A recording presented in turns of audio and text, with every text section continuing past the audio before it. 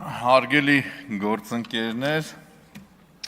պարոն Հակոբյան, ձեզ չի անդրադառնա, բայց տնտեսագիտությունից խոսալուց խնդրում եմ այս կողմը նայեք։ Այս կողմի տնտեսագիտությունն այս կողմինը տարբեր է։ Ձեր խոսքը ասում եք ռելոկանտները գալը բացասաբար ազդեգների վրա։ Համել ասում եք կառավարությունը խրախուսել է ռելոկանտների գալը։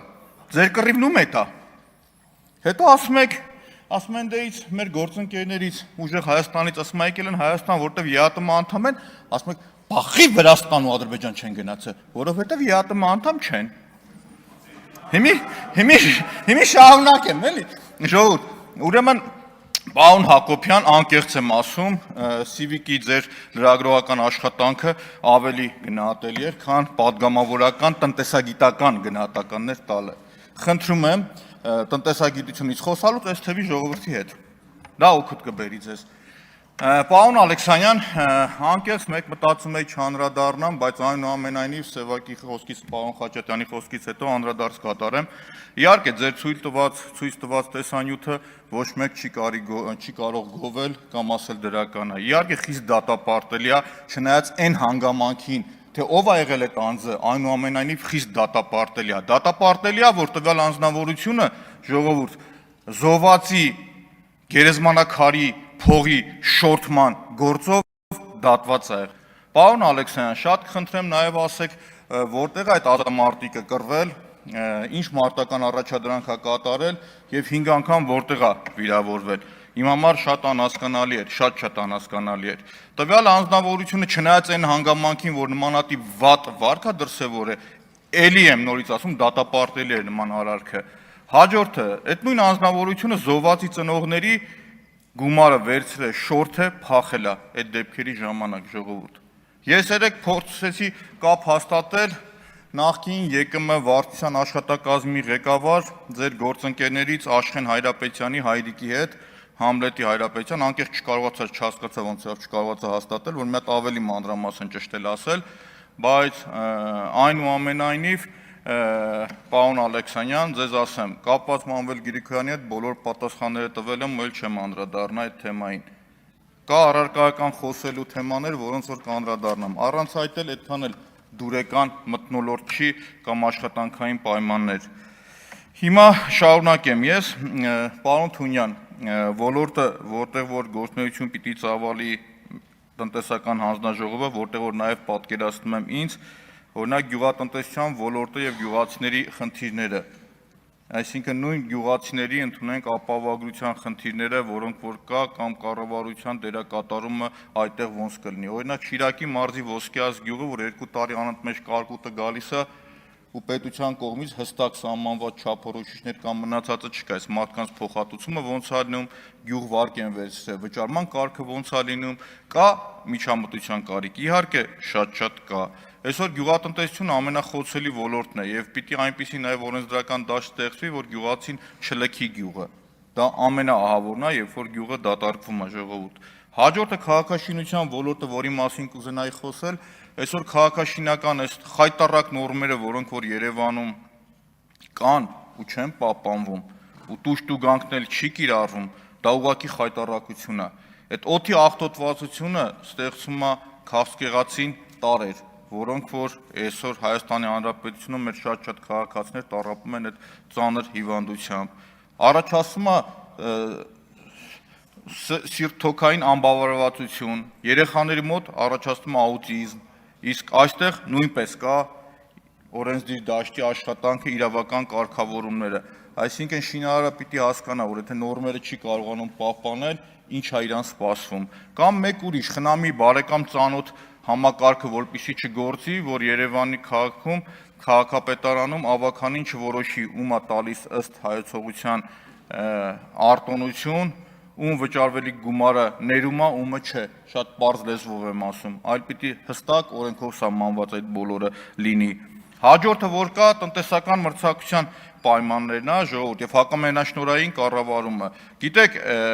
Հայաստանում եթե ինչ-որ մեկը փորձի ասել, որ մենաշնորհը վերացել է, առնվազն ինքը իր հետ անկեղծ չի։ Եթե նույն բիզնեսմենների հետ աֆիլիացված մի քանի հատ ընկերություններ նույն ոլորտում գործունեություն են ծավալում ու շուկայում գերիշխող դիրք ունեն, դրա կարգավորումը ուղիղ պետության ձեռքում է, պետք չի նոր հեծանիվ հորինել, կա պարզ քվոտավորման մեխանիզմը, կա մի մեխանիզմ, երբ որ դու ներմուծողին ու ասում ես ներմուծողն ու մանրածախ վաճառքը չպետք է նույնը լինեն։ Հաջորդը որ կա, ժողովուրդ ջան, խոսեցինք, այդքան քննարկում եք, թե Ռուսաստանի հետ առևտուրը, համախառն ներքին արդյունքը, պարոն Թունյան, ես ձեզ հարցը տվեցի, թե համախառն ներքին արդյունքի եւ պարտաքին պարտքի հարաբերակցությունը ինչպես կլինի, դուք պատասխանեցիք տնտեսական աճից։ Այսինքն, պարոն Հակոբյան, զգացիք տարբերությունը իմ ու ձեր տնտեսագիտության։ Իսկին ես հարցնում եմ, որ պատերազմն ավարտվեց, համախառն ներքին արդյունքը, իսկին ինչքան անկում կունենա, ավելի պարզ այդ հարցը ձևակերպումը տամ, եւ դրանից հետո ինչքան տեսակարգաշիր կունենա պարտքը։ Դուք դրա փոխարեն պատասխանում եք տնտեսական աճի ցուցանիշից, որը տեղ էլ համակարծիք չեմ, որ այս պարագայում կսկսի անկումը։ Ուզես թե չուզես, այդ անկումը կլինի, ժողովուրդ։ Հաջորդը որ կա, նույն օրինակը բերեցի, կա արտաքին էֆեկտ, որը ոչ մի ձեով դուք չես կառավարում, ընդհանրապես։ Կլինի օրինակ Պարսկաստանի ու Ամերիկայի հարաբերությունների սրումը, որը բերում է նավթի գնի կտրուկ աճին։ Սևծովյան ճգնաժամը, որի օրինակ առաջի դրականը մեր պետությունը, մեր տնտեսությունը խաղում է, որտեղ ռուսական տուրիստների մեծ հոսք է եկել Հայաստանի Հանրապետություն։ Իսկ տուրիստ գալը մեր երկիր գումար ծախսելը, պարոն Հակոբյան, միայն եւ միայն դրական է։ Միայն եւ միայն դրական է։ Ես չգիտեմ, այդ ձեր տնտեսագիտության մեջ ոնց է պատկերացնում, որ ռելոկանտները գան, գործունեություն ծավալեն, գումար աշխատեն մեր երկրի համար բացասական կլինի։ Այսինքն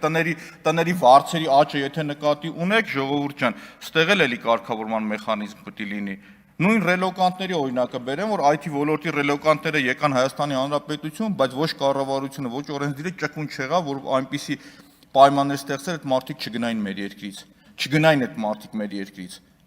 Էլի եմ ասում, պարոն Հակոբյան, լավ կլինի, ասում եմ էլի, շատ բարձր եմ գնահատում ձեր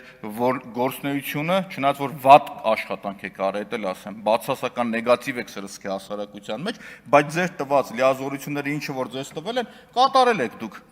Վատալ վատն են ասում, վատի մեջ եք վատները, լավները։ Ժողովուրդ, շարունակեմ, ես ունեմ իմ կարծիքը, յուրովի կարծիքը, որ այնուամենայնիվ հանձնաժողովի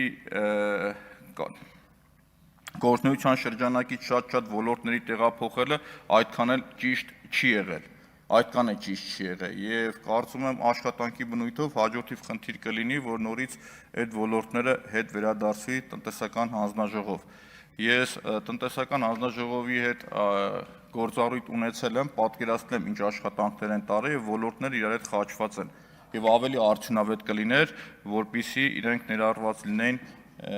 տնտեսական հանձնաժողովում, ոչ թե այլ հանձնաժողովներ տեղափոխելուց։ Եվ վերջում ես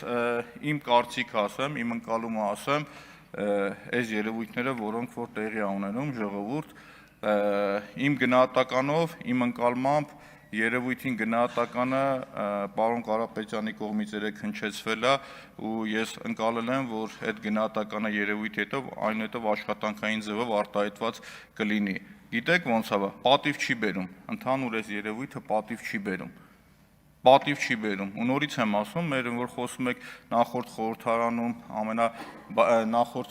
ամենացածր վարկանիշն է ունեցել, դրսից մեզ են նայում կամ մյուսն են նայում, այդ բոլորը նորից նայում են։ Եվ ընդհանուր բոլորիս է վերաբերվում իմ կարծիքով, որ պատիվ չի բերում։ Շնորհակալություն։ Մարիամ Պողոսյան, նախապատրաստի Արամ Վարդևանյանը։